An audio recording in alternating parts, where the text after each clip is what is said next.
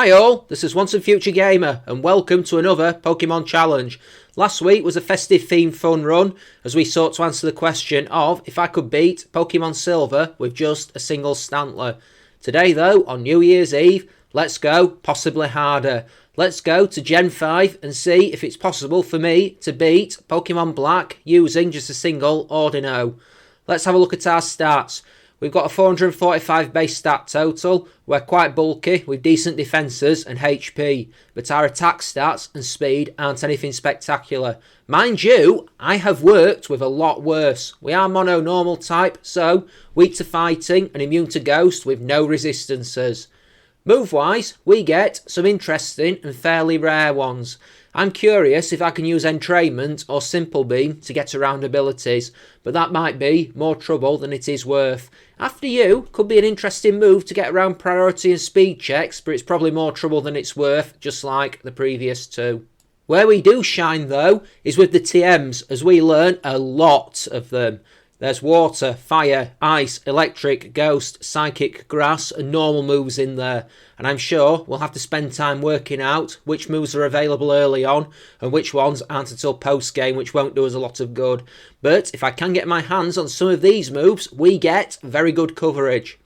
Predictions? I don't know. I think there'll be some hard gyms.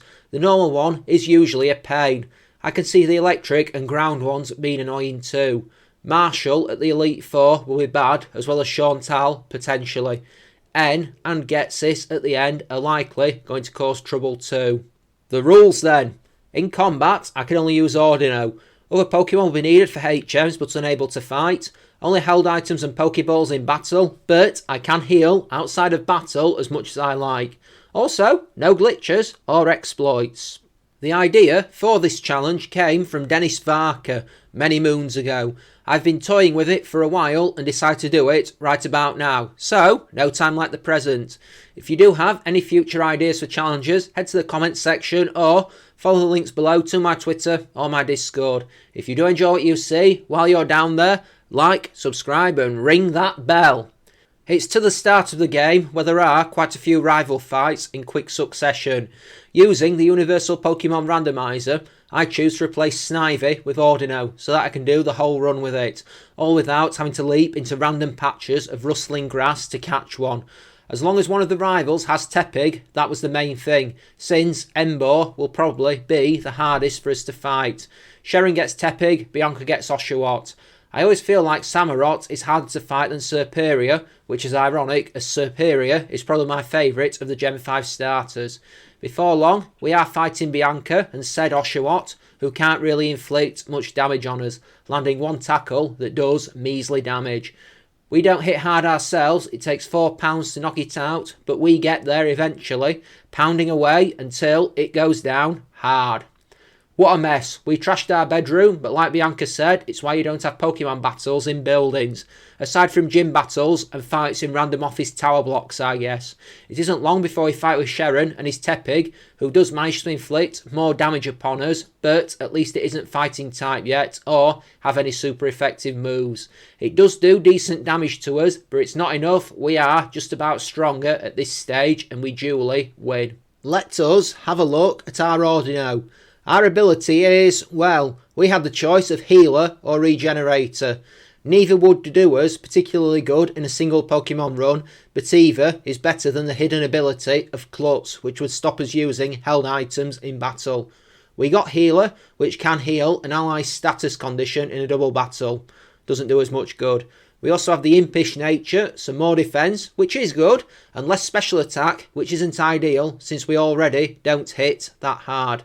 Well, it's not like I'd be able to EV train the special attack anyway, given I can't do it until after the first badge. It is what it is, I guess.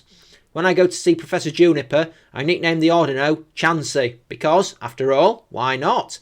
It was meant to replace the whole Chansey line in the Unova Pokedex and Pokemon Centres, after all.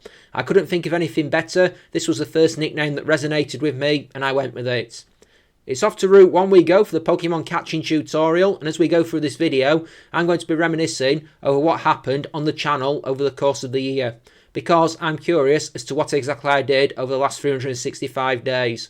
We had a challenge on New Year's Eve last year, Pokemon Silver with a single Hoot Hoot.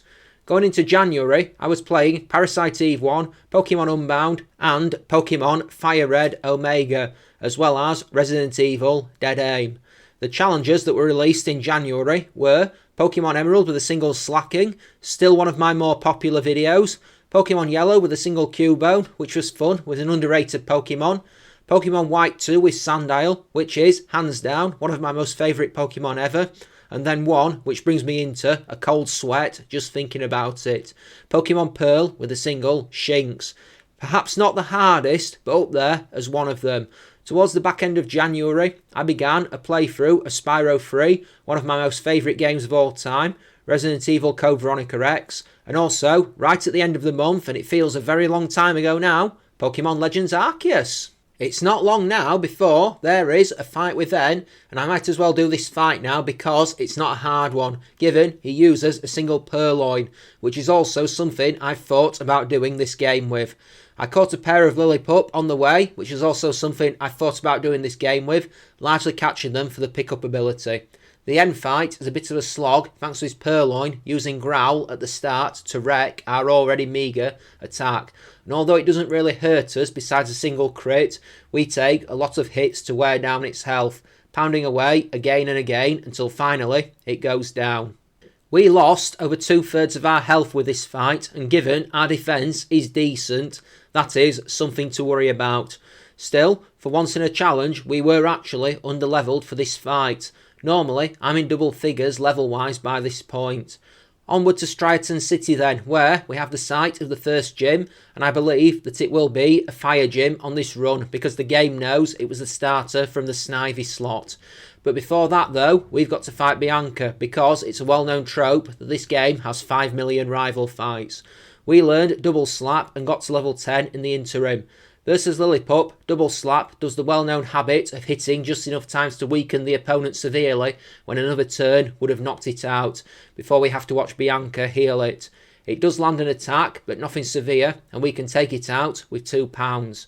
Oshawott is next. We miss a Double Slap, of course, and promptly get hit with a crit water gun that does decent damage despite our good special defence. The second attempt though sees us land a 4-hit Double Slap, the last one being a crit that wipes out Oshawott. Winner winner! Now it's time to head for the first gym. Or I would be saying that, but instead it's time for another rival fight as we head into the trainer's school to take on Cheran and his team. He begins with Tepig and Chansey fires a Double Slap wide of it, missing the mark before we get burned by Ember. Thankfully, we have the move Refresh in our arsenal and heal the burn before we get hit with Tackle and Tail Whip.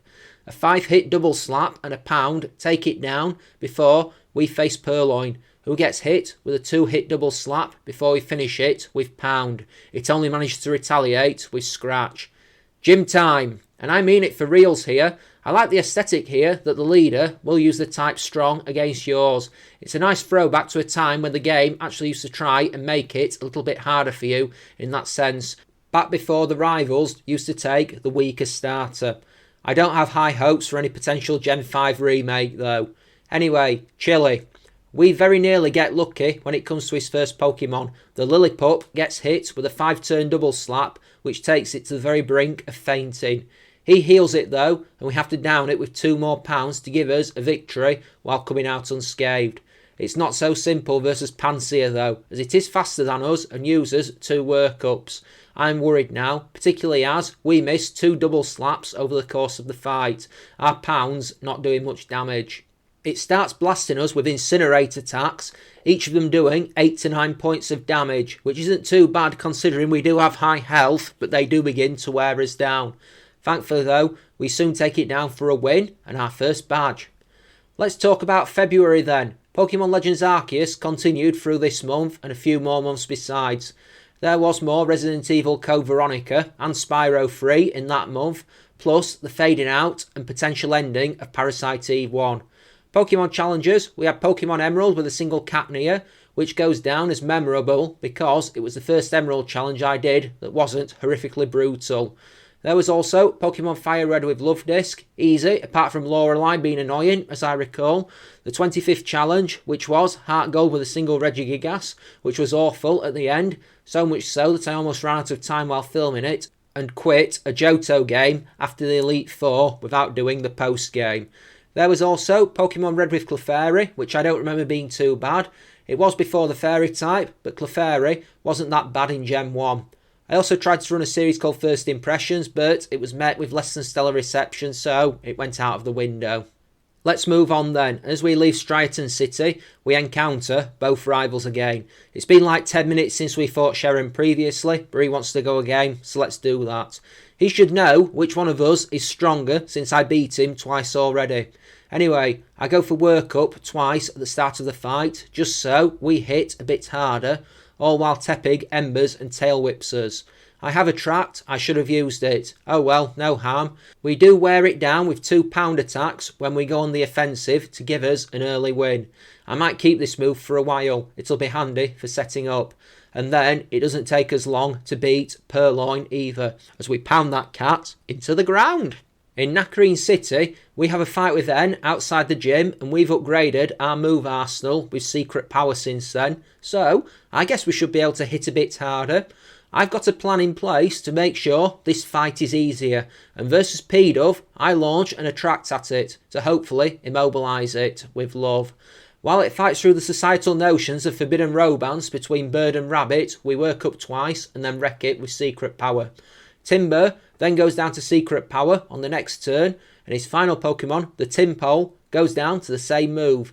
We did that swiftly enough, but I bet the gym leader won't be so easy though.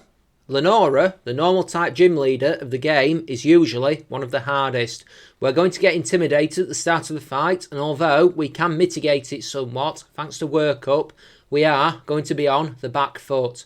Herdier can hit hard, and Watchog can be annoying thanks to Hypnosis and Retaliate. Let's see how this goes. Herdier immediately intimidates us, and we immediately go for 2 workups as the fight begins, because I'll need to be able to hit hard. We get hit with 2 takedowns, the second one being a crit that puts us down to about a third. That's not good, but I need to take my chances now. Recoil damage has weakened it, and so we quickly take Herdier out with secret power. Watchog is faster, but duly misses Hypnosis, and we clatter it with secret power before it misses Hypnosis for a second time, and we duly end it with a second secret power. Easiest Lenora fight ever, because this is usually a brick wall. 2 badges down. Now in March, there was more Legends Arceus and the end of the playthrough of Resident Evil Code Veronica. I believe this is where the playthrough of Pokemon Unbound petered out. We did have some more Spyro 3 though, plus the start of a playthrough of the first game in the Resident Evil Revelations series. Pokemon Challenge wise, I did Pokemon Silver with a single Pichu, which was out and out awful, I'll admit that. Then there was Pokemon Emerald with a single Growlithe, which was pretty tricky in places, but still not the worst Emerald challenge I did about this time. Hey, that wasn't even the worst challenge I did that month, as I also took on Pokemon Fire Red with a single Makahita, and that was downright horrific. There's an argument for that possibly being the hardest one I ever did. Certainly the hardest Fire Red one by a mile. The month's challenges finished with my first foray into Gen 6 and Pokemon Y with a single Litleo, which came about because somebody where I worked bet that it'd struggle with Lysander's Mega Gyarados. My next fight is with Berg in the Bug Gym. First time I did this, I somehow managed to inadvertently crash the game right before I walked in when I dropped the controller and couldn't recover it and hadn't saved since before the Lenora fight. I had a bad experience some time ago with some footage not being filmed, so I don't save now until I've stopped recording and seen the footage is good, so I can go back and re-record if need be. I suppose that's what save states are for, I guess. Anyway, Berg. This fight is decidedly unsettling as we get our stats changed quite a lot. Right at the start versus Whirlipede, I begin with 2 workups while we get tagged by Screech. Thankfully though, the poison tail it hits us with doesn't do much, even with our defences wrecked. 1 secret power takes it out. Dwebble is next, and this is the most annoying. We can't one-hit it with Grass Knot and get sand attacked as a result while he heals it. A second sand attack lowers our accuracy further, and eventually we do take it out with a pair of Grass Knots despite a third one missing. Levani is terrifying as we miss a bunch of secret power attacks on it, and it continues to whittle down our health with razor leaves until, when we're probably in knockout range, we finally manage to connect a secret power. It crits and downs Levani for a relieved win. There are 2 rival fights up now, the first being versus Bianca. She claims to have improved in this fight by training with future champion Iris, spoiler alert, but it still doesn't do her much good. The fight begins with Herdia and I warm up by going for free workups, which boost our attack impressively. We got intimidated at the start of the fight, so we're only +2 in regular attack, but we do have a special move, so that should hurt if I have to call on it. Herdia lands a takedown and we duly end it with secret power. Do-What is a one hit with Grass Knot, not the best grass move in the world, but it gives us an option for rock types. Muna goes down to secret power and Pansia is last. We duly hit it hard with secret power for the win. We came off so well in that fight that I don't go back to the Pokemon Centre before the bout with Cheran and head to face him in the Sandstorm. This will definitely be the biggest obstacle in this fight because we cannot avoid taking Sandstorm damage. He begins with P-Dove and I take this as the chance to power up, getting 2 workups off while we get worn at by Sandstorm damage, plus a quick attack and air cutter combo from P-Dove. When we do attack though, we go in hard on the offensive as we take P-Dove down with secret power. Next is Pansia, who also goes down to our secret power. Pignite is third and we take it out with a crit secret power, which is a relief because I'm not 100% sure that would have one hit it otherwise. Last is Lipard, who goes to Torment and we duly end it with secret power. While I am exploring the desert, let's talk about the journey through the month of April. We carried on and completed Resident Evil Revelations 1. Guess what? There was still Legends Arceus in that month. Dear me, I played a lot of that game over the first half of the year. Also, there were still uploads of Spyro 3 throughout that month.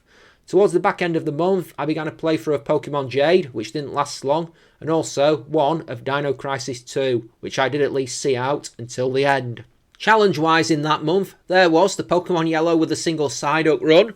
That wasn't bad at all. Water types don't tend to do badly in Kanto. There was also Pokemon Silver with a single Sentret, which was my most popular video for a time before it got repeatedly overtaken. Pokemon Fire Red with a single Bagon was towards the middle of that month, and I remember Lance being incredibly unpleasant in that challenge. Oh, an Emerald with a single Cyndaquil, which was pretty brutal. Not the hardest Emerald challenge I did this year, but up there. Too much water. Oh, and there was also Pokemon Pearl with a single Bronzor that month, which was an interesting challenge. Not a brutally hard one, but I remember some fights being painfully laborious, like the Steel Gym fight, which I think went on for about 15 minutes of real time, something like that. We enter Nimbasa City, and there's the fight with Ven in front of the Ferris wheel. This has potential to be rough, given that he uses the Desert Team and also has Sigilif, which can be unpleasant. We don't do badly though, as we get a workup ongoing versus Sandile, and then we can go on the offensive. I bought the Return TM, so that upgraded our movesets massively. We bang down Sandile with Return before Scraggy is next, and that doesn't fare much better when facing our Return. Next is Darumaka, who also doesn't survive Return and goes down before Sigilif comes out last and fails too. That was smoother than it had any sort of right to be. Easy win. Next is the Electric Gym, and this always has potential to be tricky.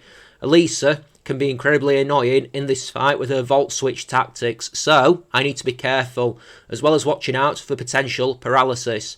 I normally like to utilise Rock Tomb in this fight, but we can't learn it, so that's not an option. Also, I don't hate the gym puzzle here, that's too strong a word, but it is bloody tedious, I'll say that.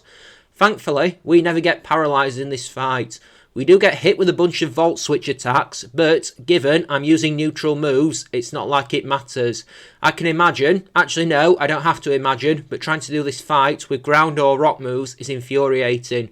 We get one workup going, and then unleash Return on whatever is in our path, taking down one Emolga before the second one comes out, and Volt Switches into Zeb Striker, who duly goes down to Return.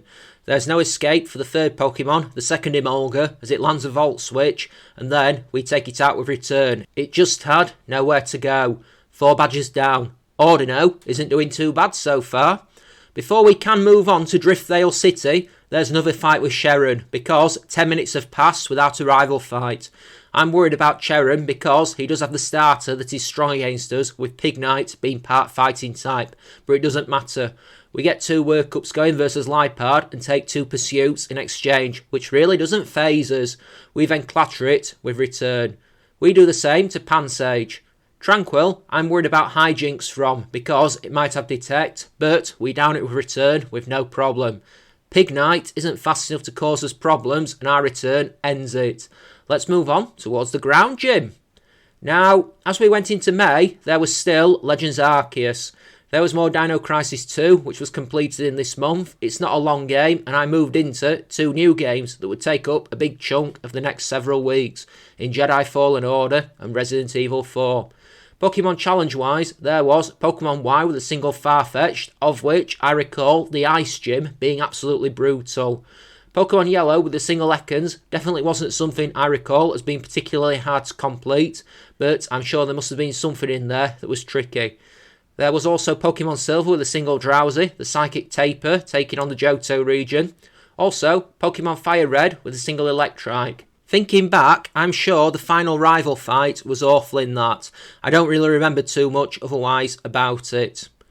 In Driftdale City, after cleaning out the cold storage, there's the ground gym and the fight with Clay. We have got a way to damage here with Grass Knot, though I prefer something a little better, like a water move, though we can't get Surf until after the 6th gym. We don't have a fantastic way to fight Excadrill, so that'll be an issue. I don't know how heavy it is if I'm honest, and Grass Knot will be neutral. At least that move should murder the crap out of Palpitoad. Well then, this fight. I genuinely have no idea how I get the result that I do here, but here is how it played out. Crocoroke is a pain. We go for a workup on the first turn and then it hits us with Swagger. 3 turns in a row, we hit ourselves in confusion with a massively boosted attack. All while we get hit with Bulldoze and Crunch attacks, and even a Torment, so that we can't spam the same moves over and over again. We go into red health before finally shaking off confusion and ending it with Grass Knot. Thanks to Bulldoze, Palpitoad is faster, but it only goes for Aqua Ring, and we can down it with return, which is a relief because we do get some health back thanks to the Shell Bell. Excadrill is faster and goes for Home Claws. We hit a Grass Knot, which does about a quarter, which isn't good, before it hits a Rock Slide on us to leave us with 5 HP remaining. Thankfully, it doesn't cause us to flinch. We hit a return because I can't use Grass Knot due to Torment, and the return ends it despite the move being resisted.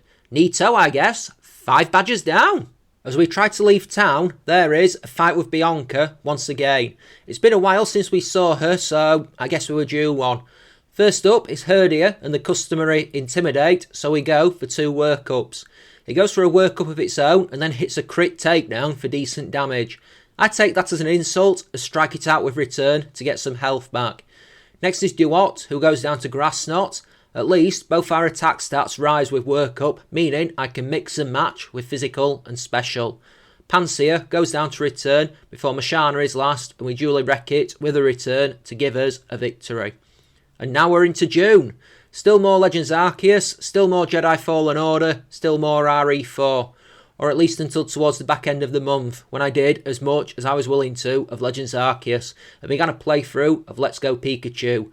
Technically, that playthrough is still live. I've got the final 3 episodes still to upload. But there were some interesting Pokemon challenges in that month, as there was Pokemon Black with a single Axew, which was my most popular video for a while before it got knocked off the top. Another one of my most favourite Pokemon ever. Pokemon Silver with a single Meowth, which knocked it off the top as well.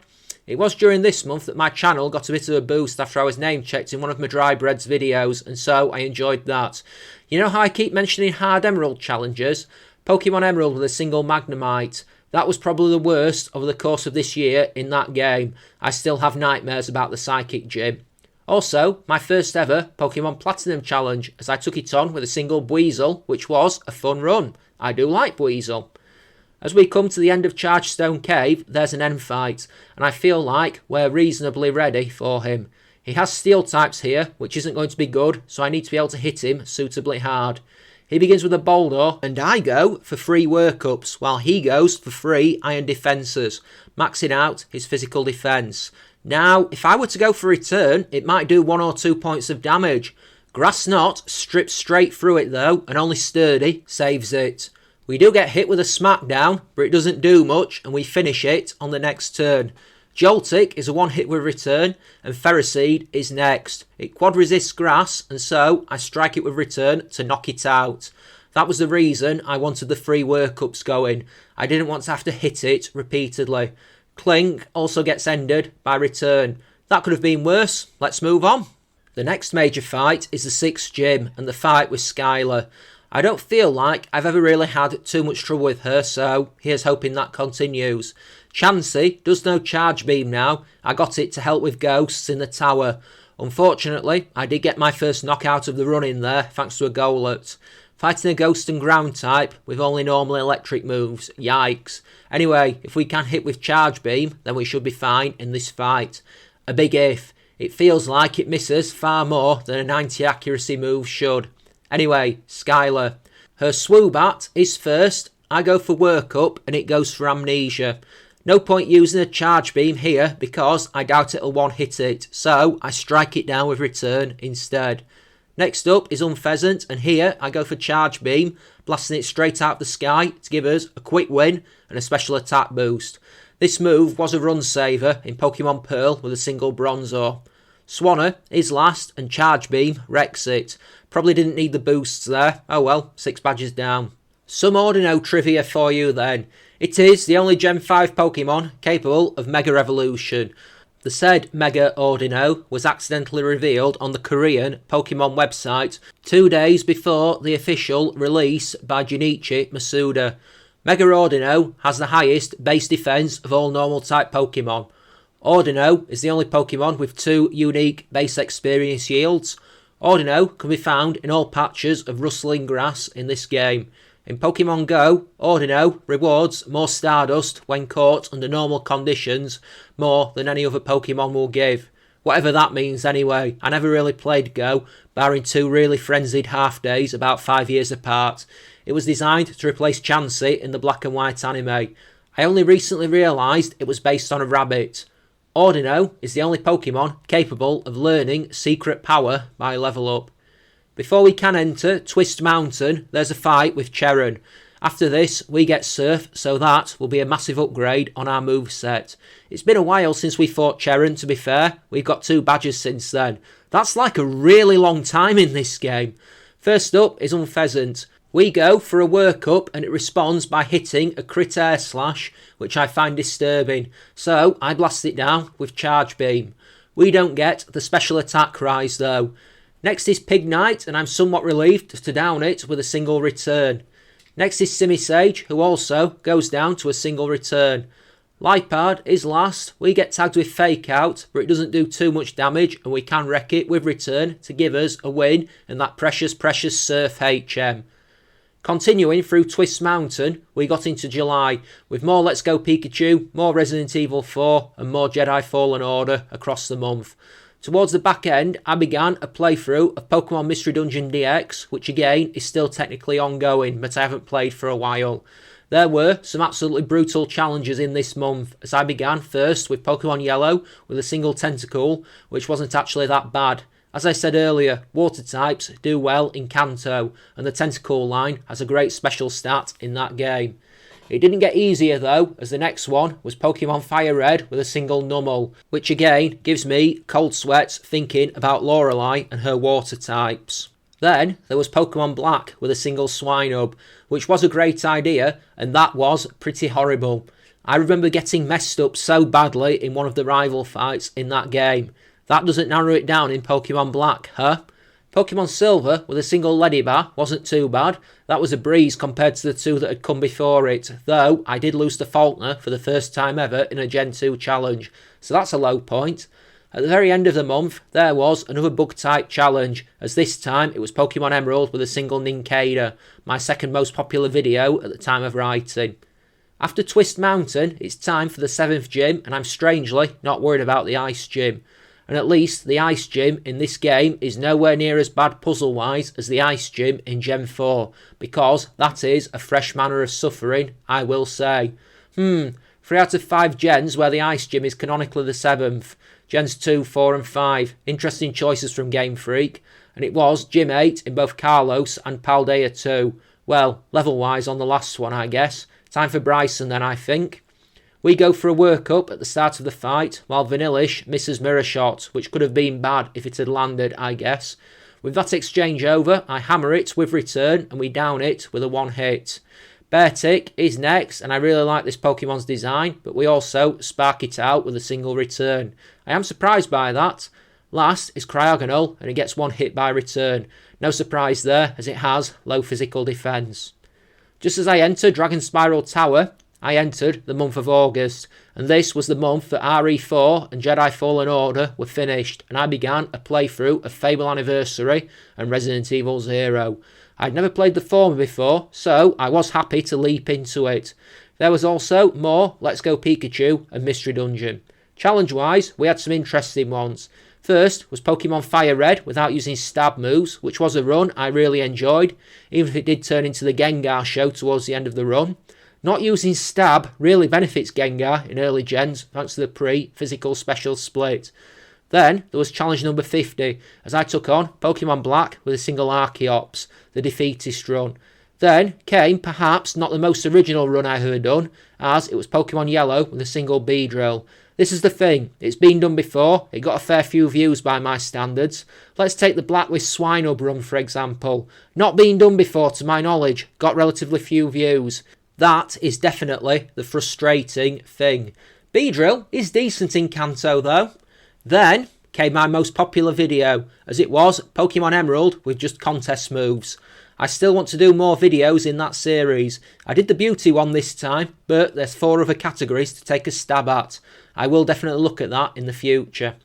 While I am going through Relic Castle then, let's talk about what's gone on with the challenge on this mysterious period between Christmas and New Year. Last week's Pokemon challenge on Christmas Eve was Pokemon Silver with a single Stantler. I've not done much over this week for obvious reasons, due to not knowing what day it is usually. There was episodes 18 through 21 of Pokemon Violet uploaded, as well as episode 10 of the playthrough of Skyward Sword. Much Fire Temple action going on in that one, as well as episode 2 of the playthrough of Resident Evil 1 Remake. There are too many numbers for me to cope with there at the moment. Normally, this is where I'd tell you what challenge is upcoming next time, but here, well, see the end of the video when I finish the yearly recap and I'll tell you what's happening then. I need to keep going with the recap.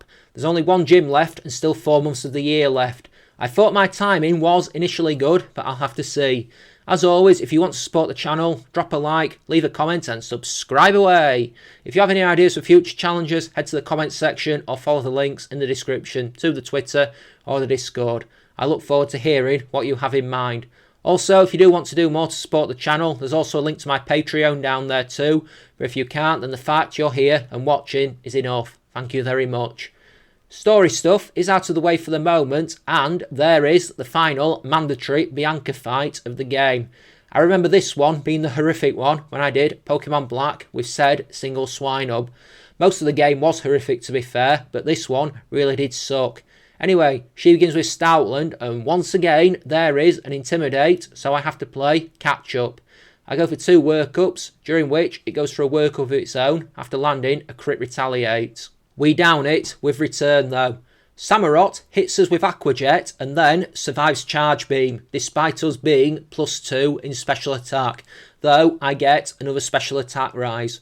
With our special attack at +3, we blast a big hole in Samurott and get another special attack rise. Our +4 Surf takes out Simisear, aka the most hated Pokemon in existence, before Moshana is last, and it also goes down to our attack. Into September we went, and again, more Let's Go Pikachu, more Mystery Dungeon, more Fable Anniversary, and I finished up with Resident Evil 0. With 0 completed, I began Resident Evil Revelations number 2. I also began a playthrough on Pokemon Insurgents because clearly I wasn't playing enough games at this point on this channel. Pokemon challenge wise, there was Pokemon Y with a single Croagunk, which was immensely enjoyable with another one of my favourite Pokemon, as well as Pokemon Silver with a single Yanma, which was also an interesting effort. Yanma is better than you'd think.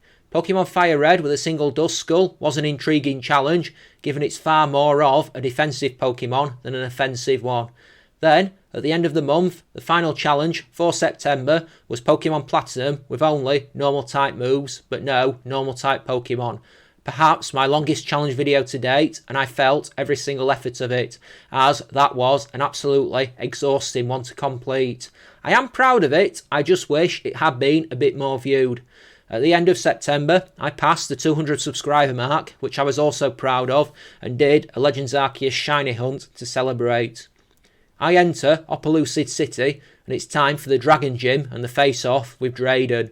This puzzle always melts my brain, not because it's particularly difficult, but because it feels like it goes on forever, and it's always a relief to get to the end. This one could be tricky. Druddigon and Haxorus will likely do a lot of damage to us, particularly if they power up with D-Dance. Anyway, we start by getting 2 workups going versus Fracture, while it goes for 2 Dragon Dancers. On the third turn, I go for Return, but it is faster than us.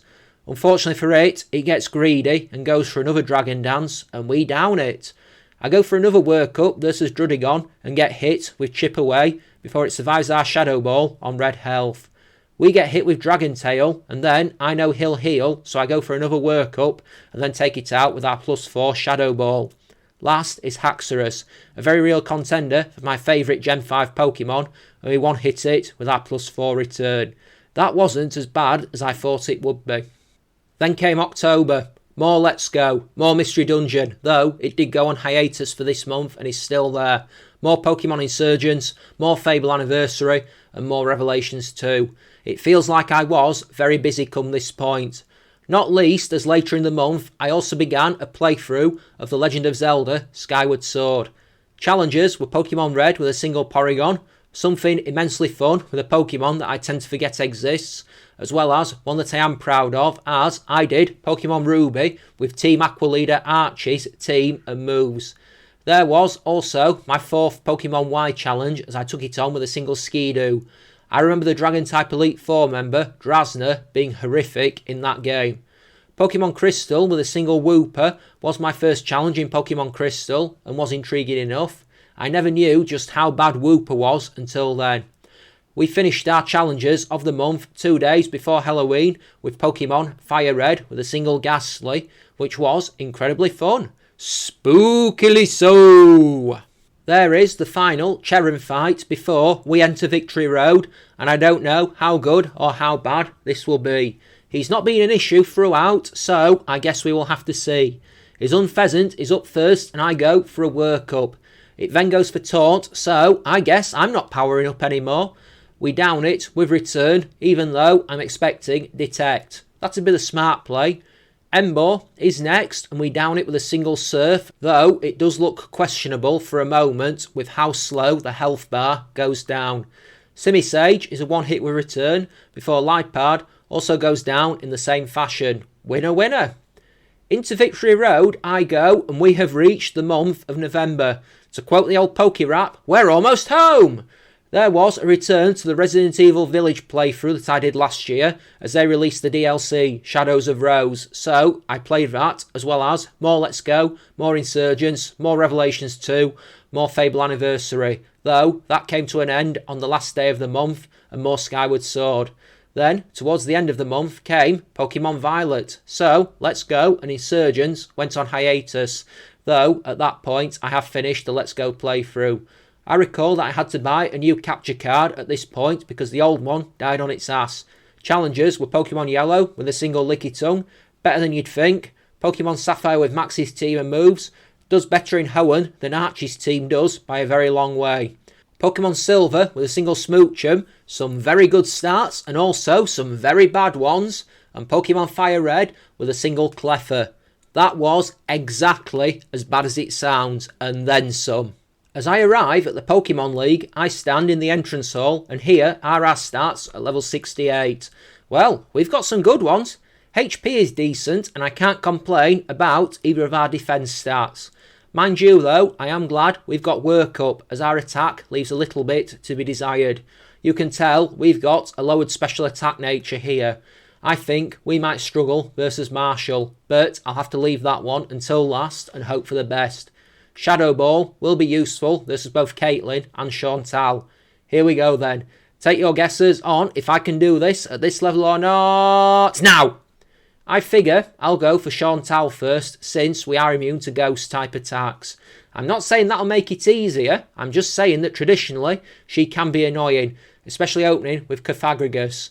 Mind you, not as annoying as Getsis doing the same thing. She only has burn potential, he has toxic potential. Anyway, she begins with said Cofagrigus and I go for 2 workups. We get hit with Psychic and she misses Will-O-Wisp while we're powering up, so I'm off the hook there. I take Cofagrigus out with a single Shadow Ball. Whew! Next is Golurk and we down it with a single Surf, so that's that one out of the way. She goes for Chandelure next, and I'm not short of options to hit this, so I take it out with Surf. Jellicent is last, and this is where things go pear-shaped, as it survives Shadow Ball, and its Cursed Body ability stops us from using Shadow Ball again. We also get hit with Surf attacks, which hurt, I'll tell you that much. I get 2 more workups going, one of them when she heals, but even with +4 in attack, our Surf doesn't really hurt Jellicent. But thankfully, the disabled state ends soon and we can take it out with another Shadow Ball. I figure I might do Caitlin next since we've got that super effective ghost move. I think she might be easier than Grimsley because I genuinely do not have a clue how that fight will turn out, and she'll definitely be easier than Marshall. I do think the Unova Elite 4 are probably the best overall in terms of design. Anyway, I get a bit of a shock at the start of the fight. Actually, 2 shocks. I go for a workup versus Reuniclus, but it goes for Focus Blast. That's shock number 1. Shock number 2 is that it lands, given the accuracy is trash. It does less than half, but it convinces me to go on the offensive, and we down it with a crit return. I don't want to take chances. Sigilif goes down to return before Gothitelle is out next. It survives our return, but only goes to Calm Mind. We go for another workup when she heals and down it with return before we do the same to Mashana. I'd have to have a look at Mashana's stats, but I always get the impression it should be quite tanky. 2 down. Grimsley then. Let's see how we do here. Surf should be neutral at least. I am worried about Scrafty at the start, I know that much. It has a sand attack, which could be deadly. More than that, I don't think we'll be able to one-hit it. I suppose I could try and see what happens. Worst case scenario, I wipe and have to start all over again. This actually does go surprisingly smoothly though. We crash into Scrafty with return, and it goes for Brick Break, which is actually probably the optimal thing. Better that than something status related. We take it out with a second return. I chance a workup versus Crocodile and we get clattered with Earthquake, but it could have been worse. I down it with Surf on the next turn. Bisharp is next, and I'm not confident about our chances of one-hitting it with Surf, but a lucky crit gives us a win. Last is Lipard, and although we get hit with Fake Out, we down it with a return to give us that win. Right then, there's just Marshall left. You know what? I think we should at least get a chance to power up. Fro likes to go for Bulldoze at the start, but I hope the AI just sees super effective move choices and chooses that over wrecking our speed.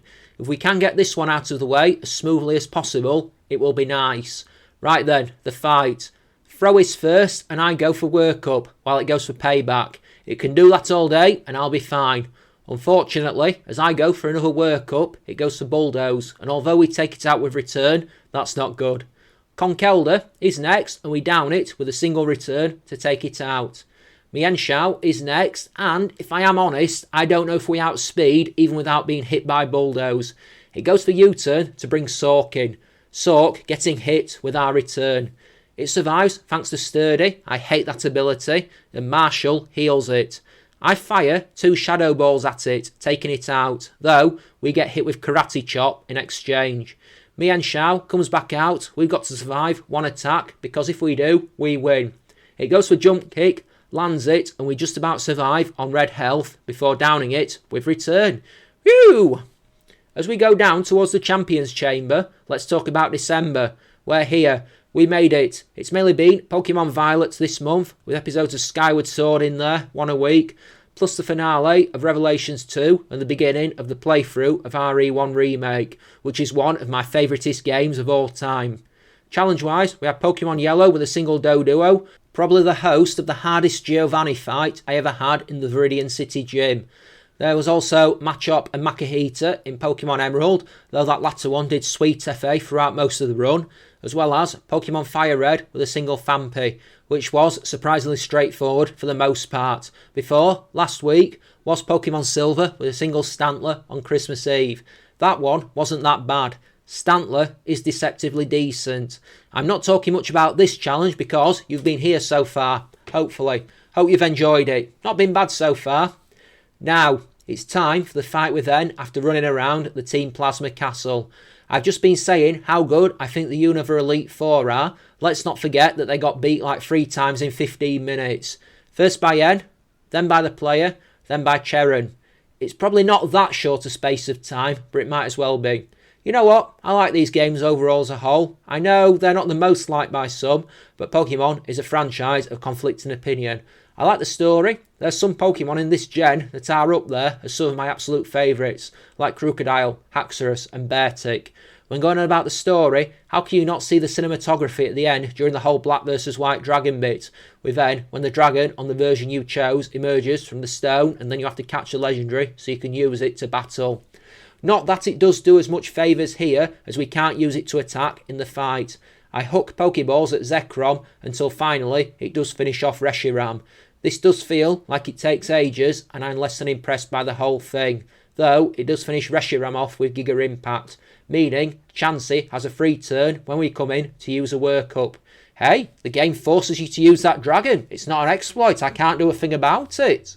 We get hit with 2 Giga Impacts, firing up workups and landing a pair of returns to knock it out, though our health is looking a little peaky after those blows.